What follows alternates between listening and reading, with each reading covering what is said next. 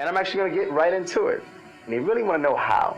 You know, how can I blaze my own path? How can I be successful? How can I follow the path that someone else has laid for me to be successful?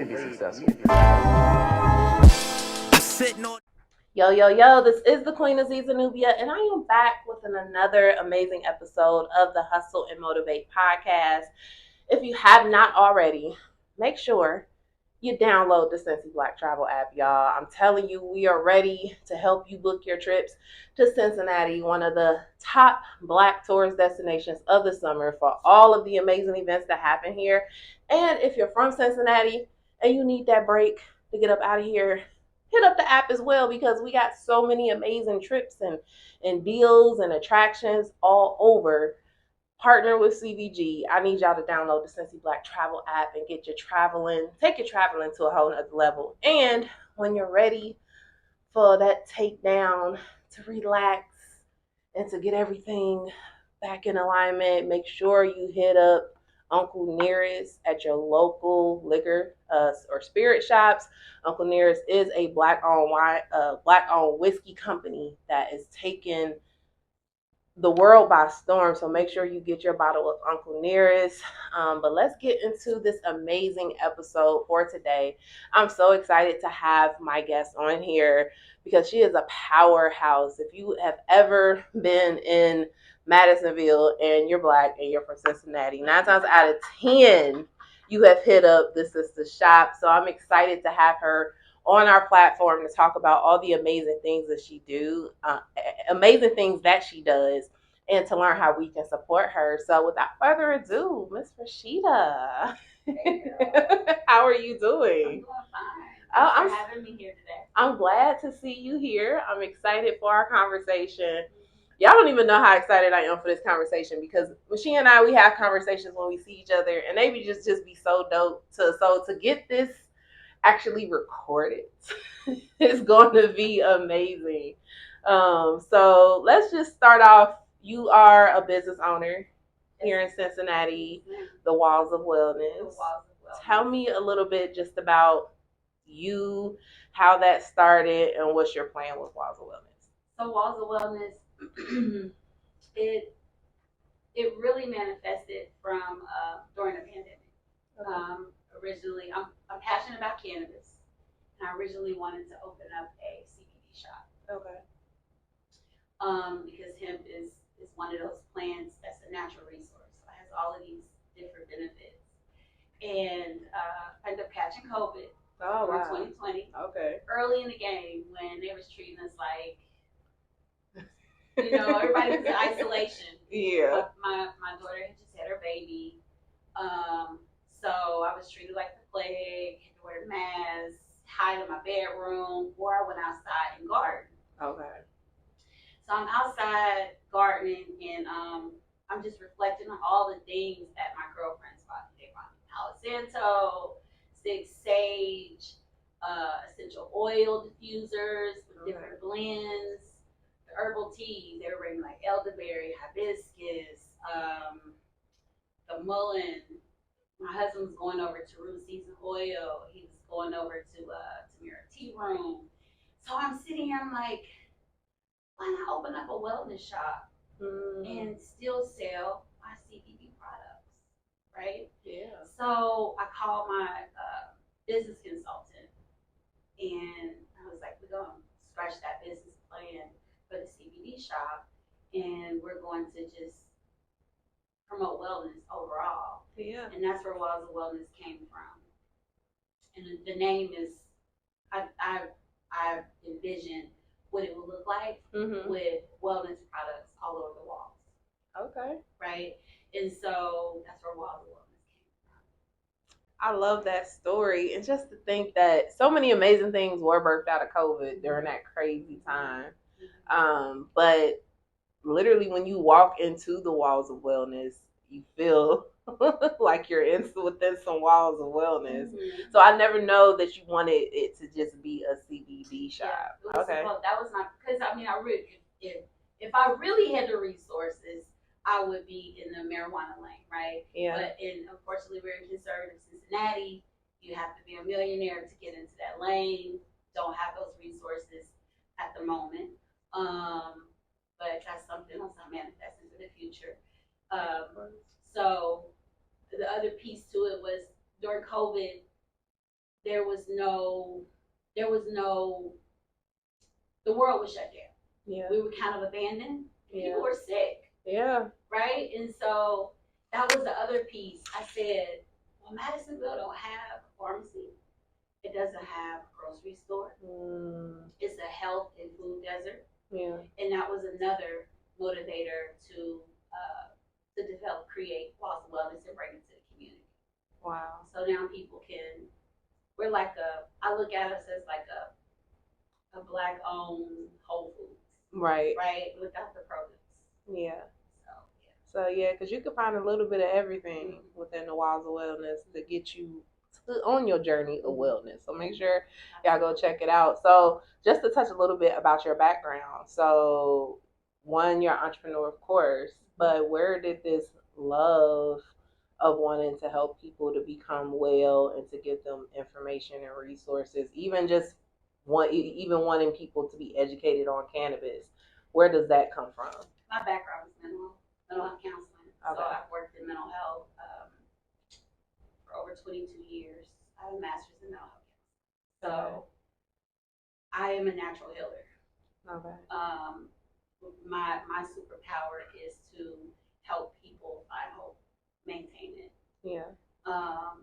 So really that's where my passion comes from. I want to see everybody win. I want to see our community thrive. And I'm somebody who understands our history, right? Yeah. Some people embrace our history.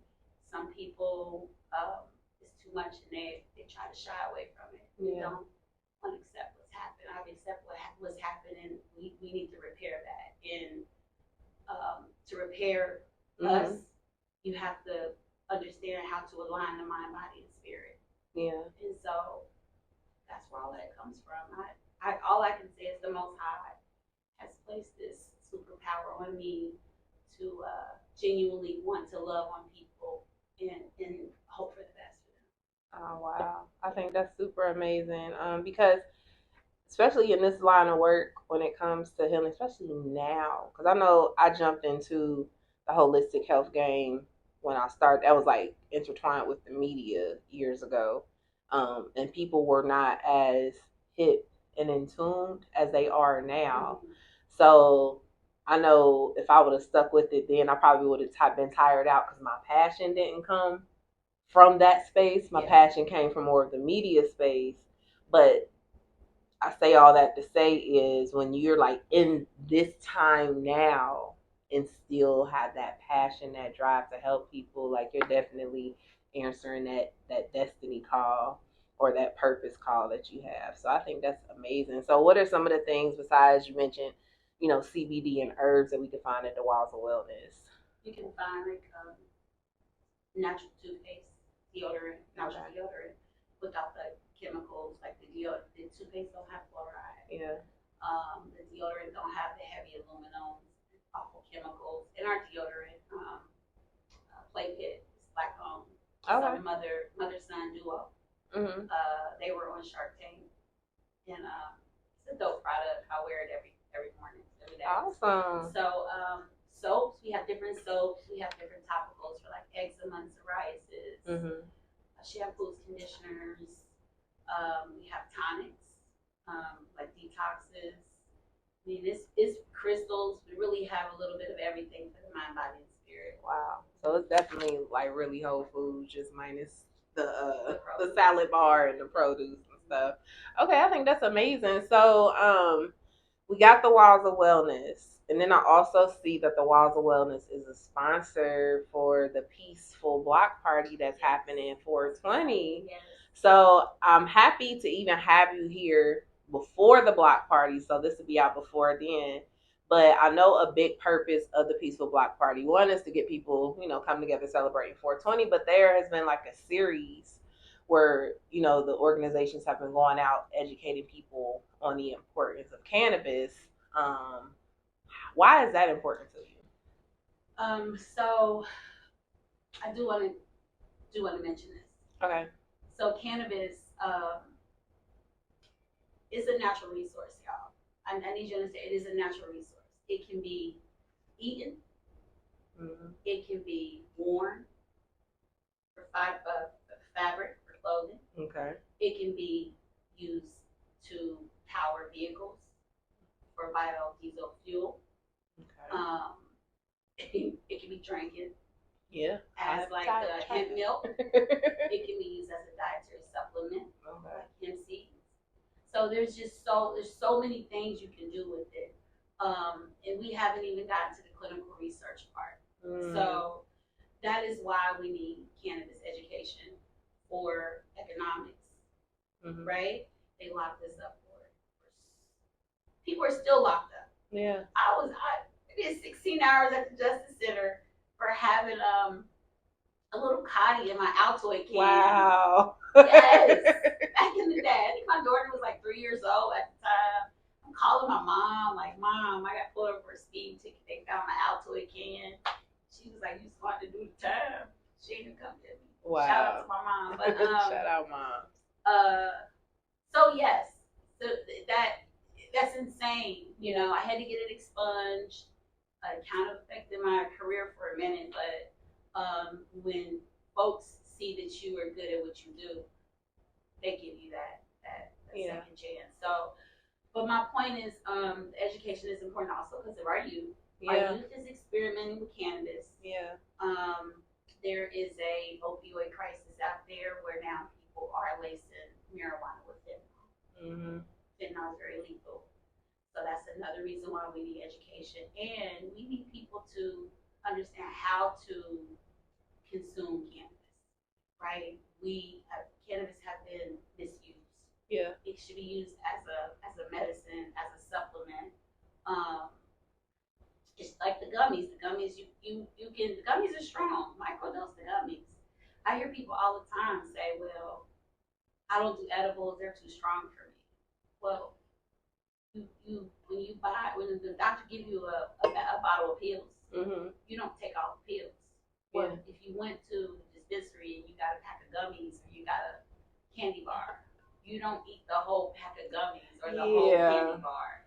So it's one of those situations where you have to respect the product. You have to respect cannabis. Yeah.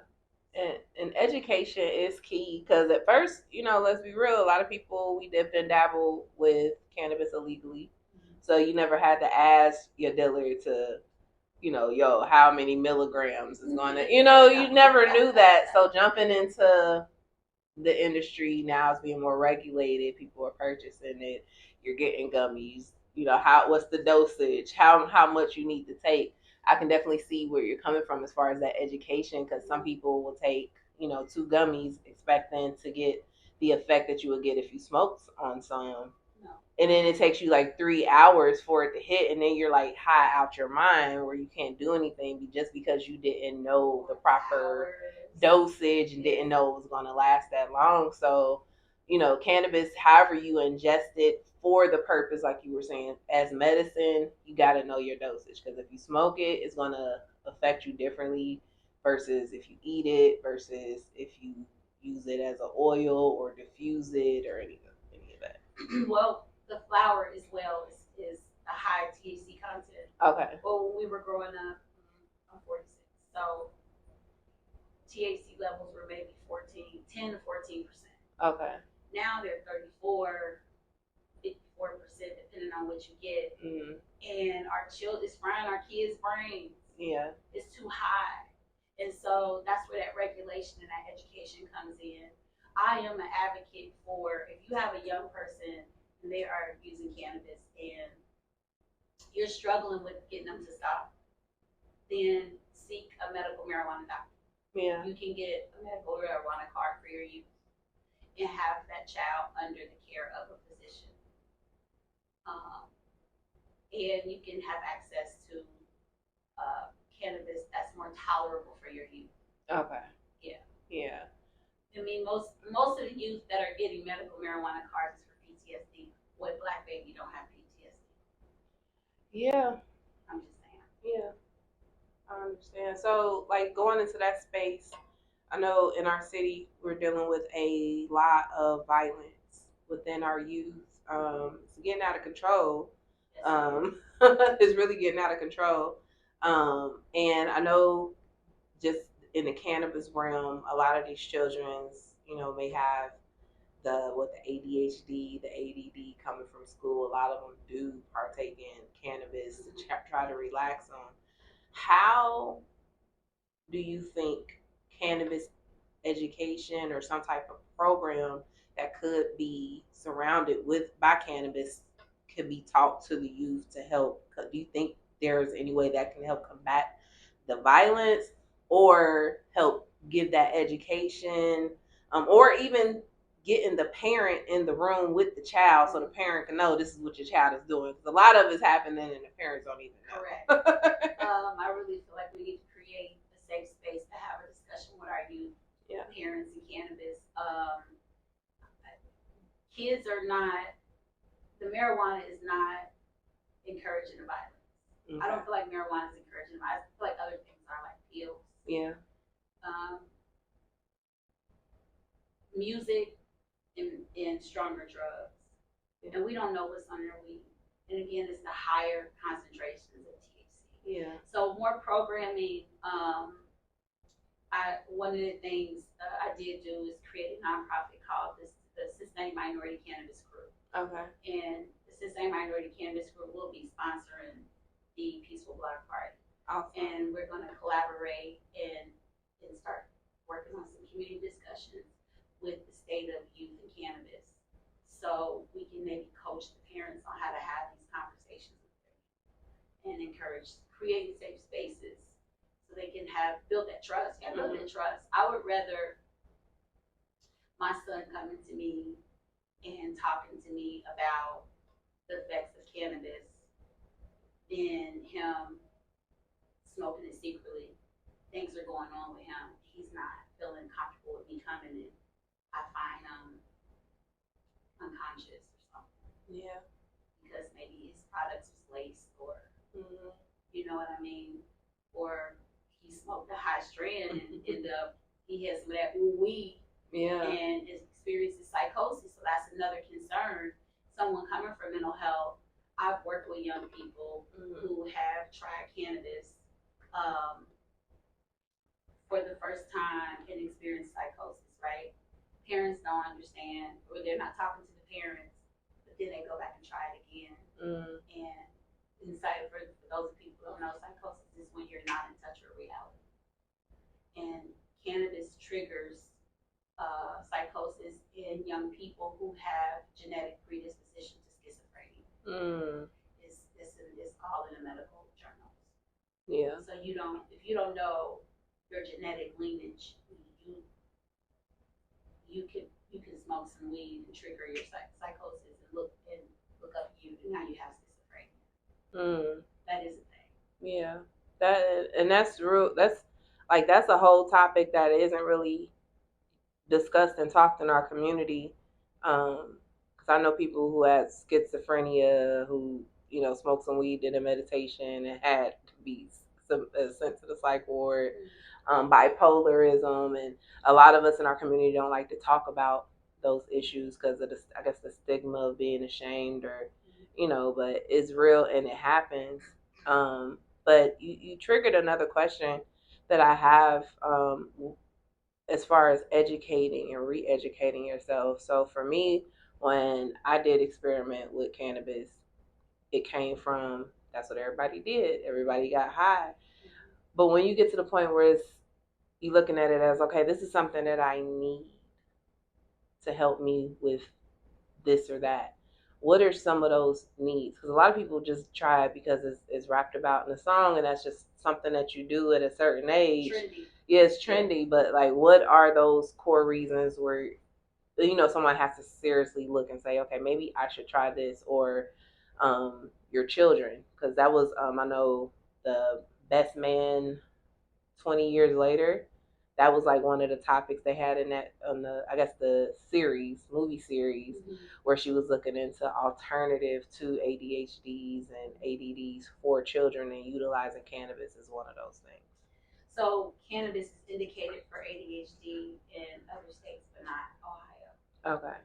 PTSD is indicated. HIV is indicated. Pain management is indicated. Uh, uh,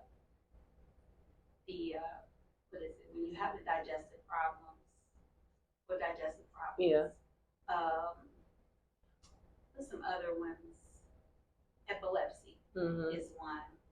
Autism is on the shelf right now, but it's been known to be effective for people living with autism. Okay. To help regulate their sensories, but Ohio has not approved that. So, wow. Asthma is another one. Oh wow, really? Fibromyalgia is another one. Okay, I heard of that. Anxiety is one, but not for Ohio. So you can look at other states and see what medical recommendations are versus they're different from state to state. Yeah. So those are just a few. So you talk a lot about it not being, I guess, passed or recognized in Ohio. So how do states get these type of, I guess, policies passed, or what would, from your opinion, what would it take for Ohio to get some of these regulations passed? You organize. You get people say, say you have a kid with autism, and they did some kind of research for cannabis with John Hopkins. They can take that research, go to the state house, try to talk to some lawmakers to encourage them to lobby to change that, to add that as a recommendation. Using your political power. Wow. That's how it gets done. Yeah. Wow. And see, and that's the crazy part, because that's one thing I've been pushing very heavy, the importance of our community, specifically understanding politics and how to use it to empower us. Because a lot of people feel like, oh, it don't matter, our vote don't matter, we have no say so. But when you see different, I guess, ethnicities or different groups come together and getting things pushed in their favor, like that political organization is key. It is key, but money is key with that. Okay. So, for instance, Mike DeWine, he is trying to ban our Delta 8 gummies. Okay. He's calling it intoxicating hemp. Okay. Because it's not regulated in Ohio, which I thought it was. Whenever somebody young comes into my shop, I always tell them, you can't stand on that side, right? Because that side is my cannabis. Everything's in a display. They can't reach it, but you don't have no business over there, right? Yeah. You need to be 21 and over to purchase anything from this side. So, that's what I'm hearing the smoke shops are selling these products to kids because I guess they're not regulated. Yeah.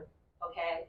So, I started organizing with other folks that's in the same lane. They're selling hemp derivative products. I'm on a call with about 8 white guys and a white woman, right? I'm the only minority on this call. They're organized. They had a lobbyist on that call to tell us what we need to do so that we can be at the table and talk to lawmakers and educate why our industry is important to not be shut down. Wow. That's political power, right? Yeah. But it also took money. So we didn't go with that lobbyist. What we did was we found a national organization that was fighting for the same cause, and we all became members. And now they're going to come to Ohio and create a chamber here. Wow. A chapter here so that we can use the funds and go up to the state house and use our political power so that we can educate the lawmakers on why they should not ban our products. Wow. That's the process. Hey, at the end of the day, man, wow. At the end of the day, y'all, I keep telling y'all what y'all need to do. Nobody want to listen to me. Y'all gotta get out. You gotta vote. You gotta know who your state reps are, house representatives, everybody, because these policies matter. Policies matter, but it's building community. It's trusting and building community. So those lawmakers, the policies and lawmakers don't matter. What matters is we have to build community. In order to build community, we have to trust each other. Everybody on that call had to trust each other. We send money in, right? So we have to build community and trust each other. Wow. Then we can mobilize. And go and fight to change these policies. One of us at a time is not going to kick it. It's not. We got to learn to trust each other as a race, as a group of people. That is what's gonna change, even for the sake of our babies. We looking at our kids like they're out of control. Well, come on. We their parents. And as a community, we can't even come together. To change policies to better their future. I'm just saying. So, if we want to see our kids thrive, we have to figure out how to thrive first.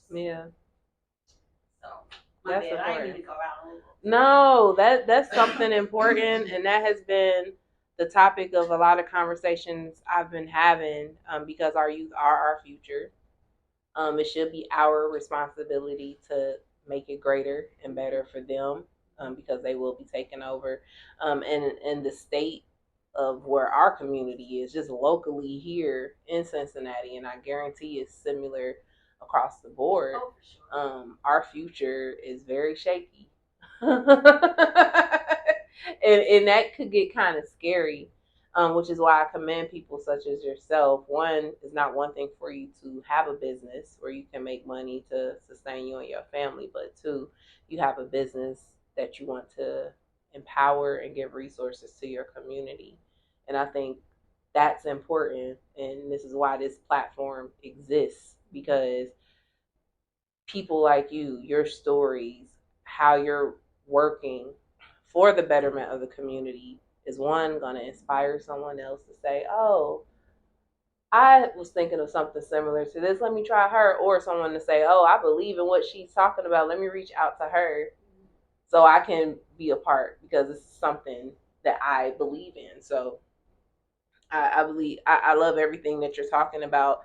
So you mentioned a little bit as far as our community has to come together. That's like the first step. Whoo, that's a long step. But it doesn't have to be. What can we do to change that? Maybe we need that to part? Start with certain generations. Okay. Okay, maybe we need to start. So I had this vision, like all of the age groups from the 70s, right, come together. Because I start thinking, like, I come from like Little Kim era. You know what I'm saying? And we sit here and we talk about Sexy Red. Now, Little Kim was a dope MC, but she was raw too. Right? But she made us feel sexy and gangster at the same time. And over the course of years, the female rappers became overly sexual and not gangster. Okay. Overly. I can listen to Sexy Red when the time calls for it, but sometimes it's like, woo, child. I feel a little guilty when I listen. I'm shaking my head. I feel a little guilty. Listen, okay. Now that I'm a little older, but my point is this: we came from a generation where some of the music was just as worse as the music these kids are listening to today. And we blaming it on the kids. We blaming it on the music, but is it really the music, or is it that the time we're living in, the technology is programming and babysitting our children? So we have to figure out how to combat that. What does that look like? I don't know. But it's up to, I feel like that 70s, because our parents, they stuck in their own ways. We can't expect for them to mobilize for us. Right? They're going to be, we got to figure out how we can push our kids forward and be able to care for our elders. And we're in that age group. Well, it's our responsibility. It's our responsibility. So that's them 70s. From 1970 to 1979. I'm just saying. So I was like, well, what if we did some kind of movement? Oh, you're good. like, you got to be careful how you use your language when we talk about unity. We got to figure out how to create some form of unity. Yeah. March ain't gonna do it. Yeah, I think we be marching. March ain't gonna do it.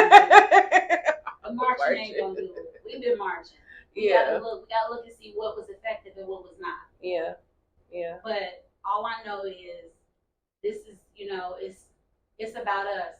Yeah. It's about self-preservation when it comes to, blacks in America. Yeah. And we gotta. I don't have a solution. All I know is I'm ready for change. Yeah. And you're a change agent by giving me this platform. You're a change agent by giving other blacks a voice to reach out to the community to be heard and to build. And we need more change agents. And when you're a change agent, it's not always about making money, right? Change agents, it's about servitude. It's about pouring into your community to create change. And that's what we got to do. We got to quit looking at being paid for our time when it comes to doing things to better our community. Yeah. So that's the only way I can see. That's a start. Yeah. I believe 100% with that is, it's going to take all of us to have that conversation within ourselves to say, okay, what can I do that can be, because I think if everybody answers that call, the next step, that unity just going to naturally come into space. Absolutely. Once you answer that call. Absolutely.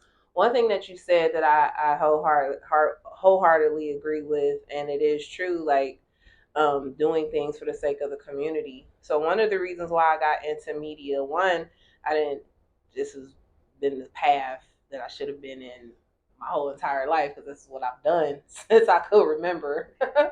But the importance of our story makers looking and being coming from us. I really do believe that the stories of Black people should come from those mouths and hands of Black people, because a lot of times they're not. they're really not. If you look on TV shows or movies and you see the director or cinematography, a lot of times that person is not a Black person. That director or cinematography is that person that's in charge of what are the images that you are seeing in this. Let alone, let's not get to the writers, and 9 out of 10 those writers don't look like us either. But when we control our story, we can help shape the curve of our future, because like you were saying, yes, we got the music from somebody was putting money behind Lil' Kim to push her out, just like the same people putting money behind the Sexy Reds to push that energy out. And you have to think, why is that? It's a form of distraction, because it's like, well, why? Who else? What other races listen to this type? Now we can't even, like, hip hop is all over. Everybody listen to hip hop, but it's very detrimental. Yeah, it's two different, but it's like, what other cultures are being persuaded to make sure they keep their money spent in the clubs, buy this liquor, don't go to work, get on welfare. It's like our culture has been pushed to, like, this is the narrative: sell some drugs or go to jail. Like, this is just our thing. It's racial show. It's called racial showcase. Yeah, and it's crazy. You put these images like it's so cool. Yeah. You pump them up, and we emulate. It's like, who cloned Tyrone? Yeah, man. That documentary. It should be. If I was still, because I used to be a sociology professor at Cincinnati State. I was an action professor, and I also taught critical thinking. Okay. I would have that. Oh my goodness. Who cloned Tyrone? That would be a perfect project to analyze and do a paper on. Yeah. To equate it to Black culture in America. It is. Because I remember, like, and I don't know if it was you that I had this conversation with, but I had, because I love, they call Tyrone is one of my favorites up there. I love that movie. Mm-hmm. But I had a real live They Clone Tyrone movement over the past week. I was out, which is something I rarely do unless I work. But when I'm out, I do enjoy myself. and everybody was singing Usher's Confessions. Right, and they was just like everybody was just singing that song together, like it was unified. You thought it was a slave, little quartet. Like it was just everybody singing it, feeling it, dancing it, and it was such a happy moment because people getting together, laughing, smiling. But then I look at it, I'm listening to these words. Do you hear the lyrics? And I'm like, damn, do you hear these lyrics? Like this nigga is really talking about cheating and him confessing, and just every little lyric to that song. We embracing it. And we just like and I felt like, dang, this is the scene off of that Clown Town when they was in the club and the music was just playing, everybody just playing it, or when they had the going round and around and everybody going in a circle round and around, and I'm like, dang. And then the crazy part was I got caught, like, me thinking that I got caught up in the song singing it too, and I'm like, dang, it got me like whoa, this is real. That's real moment I'm talking about. Like this is real. It is really real. And so moments like that is like, man, I'm glad I'm here, even if my audience isn't millions of people yet.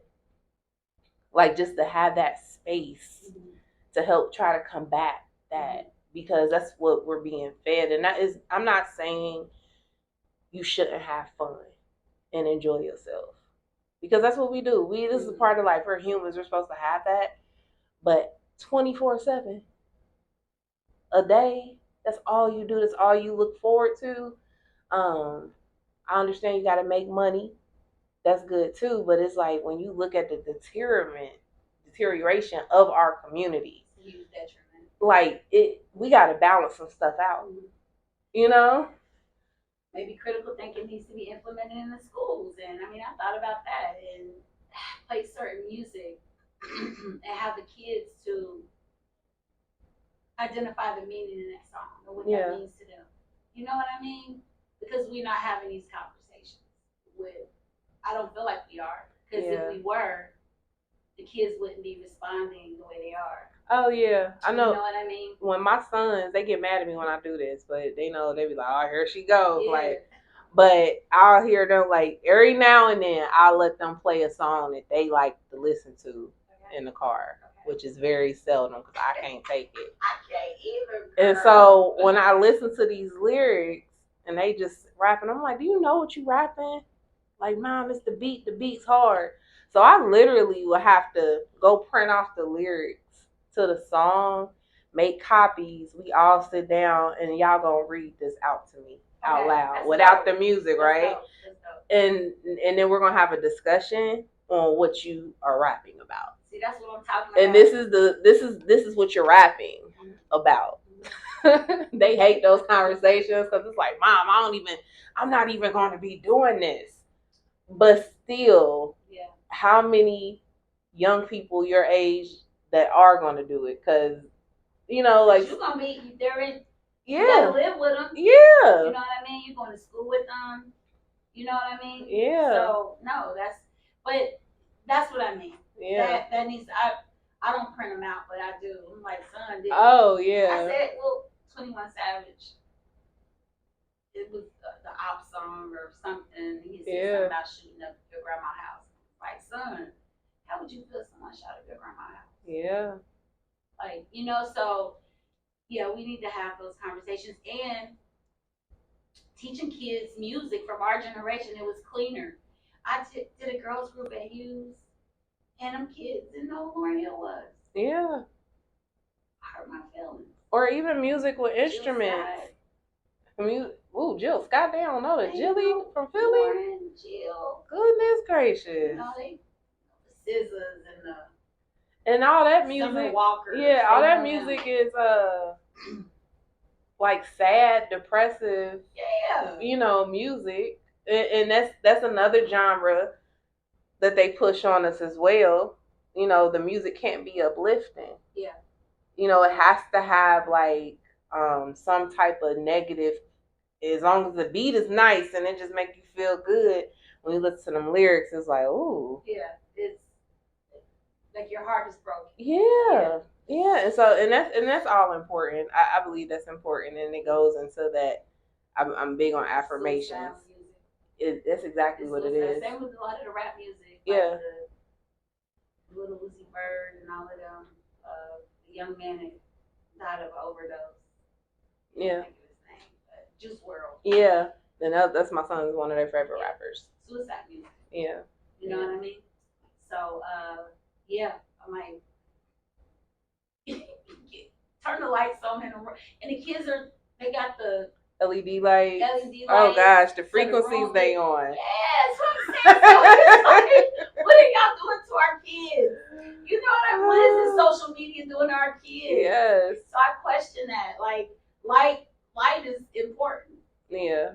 I'm going to room, it's all dim and the LED dark. lights. Yeah, like what the heck? So I feel good that it's not just my kid. It's like I'm telling you, it's all of us. It's generational. This is what we're all dealing with, and the key is getting us all together as parents, so we can come up with a game plan to combat it. Yes. Because our kids go to school together. That's what I'm saying. And like the stuff I'm teaching my kids, I don't need your kid to unteach them. So what can we do to help each other? Strategies off of come together. Yes. Yeah. That's what I mean. That only we can help our children. I think we're turning to the city. We're turning to these social service agencies that really, I'm gonna just say it, that capitalize off our despair. Mm-hmm. Say it again. These social service agencies that capitalize off our despair. Yeah. We look to them to help us with our babies, and we're 16. When it's been 30 years since I was 16 years old. That's what I'm trying to say, right? Mm-hmm. I ain't seen nothing change. It's only gotten worse. So these same organizations and agencies that's been helping our community out, mm-hmm. what have you done over the past 30 years to improve our community? Because I haven't seen no improvement. Yeah. And so I say to us, parents, we need to organize and strategize for the future of our babies. Yeah. We make, how we go, we live in a time our kids are controlling us. Our kids are telling us where they want to go, what they want to do, what they want to eat, what school they want to go to. And you ain't running nothing. Nothing. We got to go to work every day and pay for everything. Yes. You hear me? So if you really look at the large scope, it's like our youth are running things. If they weren't, the violence wouldn't be going on. So how are they able to be in the streets to do the things that they're doing if they weren't running the household? Yeah. I'm just saying. Yeah. Them key points, and hey, like I said, we could be here all day. Yeah, talking about. Right. So, but the point is, community needs to come out. Yeah. And we need to join forces for the sake of our babies. I see that this Iris Rowley have been really trying to mobilize and get the community out. I know they're having some on the 25th. Yeah. So, yeah, we need the community to come out. This is a community issue. Yeah. Our community issue. And only we can combat this. Yeah, facts. Only we can combat it. Only we can combat it. And the community, when we say that, we're talking about you as the parent. Come with your kids. Yes, because at the end of the day, we can have everybody come out. But if you ain't coming with your kids, or you just sending your kids, you gotta be with your kids. Yeah. At the end of the day, this is our problem to fix, because you don't really want to get the city involved. We do not want the city involved. Because what they're going to do is get our police involved. And that's a bad mix. And I love our city, our police department, but that shouldn't be an issue for them to have to come regulate our children. That is not their problem. That should not be their problem. That's a household thing. Now, making sure that we got the resources that we need, the programming infrastructure is there, that's what they can help with. But as far as dealing with our children, there's no way all them kids should have been on the banks that day. That was crazy. That was like, where their parents at? Yeah, and them our babies. Yeah. Now, when they build another prison here, then everybody gonna be all mad and upset. Now, I know we don't have enough time, but you grew up when we was going to go to skates, right? Mm-hmm. Go to skates ain't open no more because our generation Inappropriate behavior. And you know, as a matter of fact, I wasn't allowed. Let's make it clear to go to skates for them teen parties. I wanted to go so bad, but my mama or my daddy was not having that. I was at go to skates. I definitely was there. They was not. All I could hear was everybody else talk about it, and then me just making up stories of my friends. Like, yeah, I went. Like, no, I was not allowed. I wasn't even allowed to do the butterfly. I was definitely at go to skates, but I was never a part of the drama. Yeah. You know, my mom would drop us off. Our parents would take turns dropping us off. Yep. Yeah, my mom didn't do that. Yeah, but my point is that it's nothing for these kids to do. Yeah. You go to, I'm gonna say this, and I know we gotta wrap it up. If you go to places like Liberty Township, Westchester, I remember during the pandemic, because my son went to Springer during the pandemic. Yeah. They had a lock-in. He found this resource. They had a lock-in out in Westchester. We drove him out there at, I think it was like 10 o'clock at night, 9 o'clock at night. We picked him up the next morning at 7 a.m. Wow. They played video games all night. And it was a church that was church staff was supervising kids at this lock-in to keep them entertained, so they're not isolating in their house behind technology. Yeah. So I'm just saying there are super ways to be creative to keep our kids engaged and set a positive, give them some positive outlooks and positive perspectives. We got to do the work though. We got to be able to be creative and provide that for our kids. Yeah. And right now in the city, we don't have that. Yeah. The suburbs, they're not toting guns. They're toting drugs. Mm-hmm. The white kids are toting drugs. Yeah. They're not toting guns. Our kids are toting guns because there's nothing to do to keep them busy. Yeah. So we blaming the kids? How? How are we blaming the kids? It ain't enough chores in the world that could stop a kid from being bored. For help. Yes. So we also gotta look. We gotta check ourselves. We also need to take accountability. Yeah. There gotta be some accountability on the community for why our kids is that way. It's not just about the kids being out of control. What are we doing to help these kids? What are we doing to keep these kids' minds from being idle?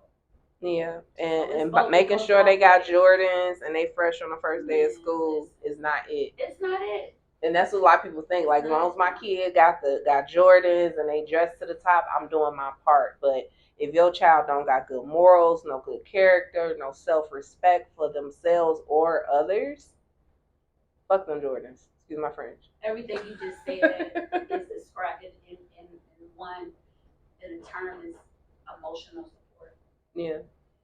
You're not providing emotional support to your kid by giving them name brand clothing and shoes.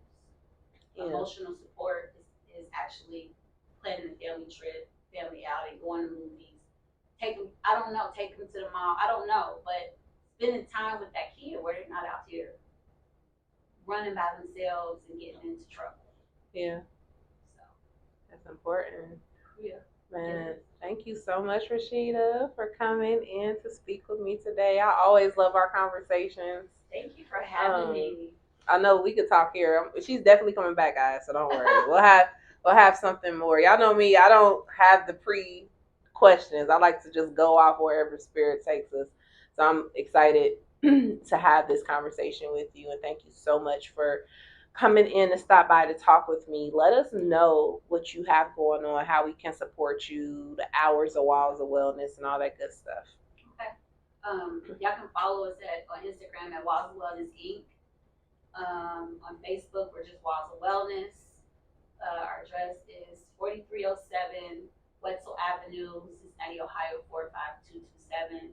And our hours of operation is Tuesday through Saturday from 12 to 7 and Sundays from 12 to 5. We're closed on Mondays. Okay. Awesome. So you heard it. Make sure you check out Walls of Wellness. Check out my girl Rashida. Make sure you're in the building. What, 420? 420. For the Peaceful Block Party. Yes. Y'all come check us out. It's from 10 to 9. The short bond is going to be shut down. Come learn about how to get cannabis industry, come learn about how to be safe when using cannabis. If you can't access cannabis from a dispensary, just come learn and learn to be peaceful in cannabis. Learn how cannabis bring communities together. Yeah. So I look forward to seeing everybody that can make it out. Awesome. I'm excited. All right. So that's it. This concludes our episode of Hustle and Motivate. Make sure if you have not already, you download the Cincy Black Travel app. You can check it out at www.cincyblacktravel.com. Make sure you check out Uncle Nearest, and I will be back next time with another amazing guest to talk about how we are hustling and motivating each other. Until next time, y'all. Peace.